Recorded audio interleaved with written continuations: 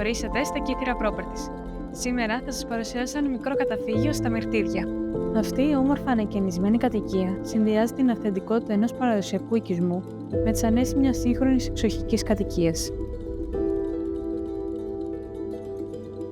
Ο ιδιωτικός περιφραγμένος κήπος με την εντυπωσιακή αιωνόβια ελιά στο κέντρο του προσφέρει 3 διαφορετικούς χώρους για να απολαύσετε την καθημερινότητα με απόλυτη ιδιωτικότητα και θέα στη θάλασσα.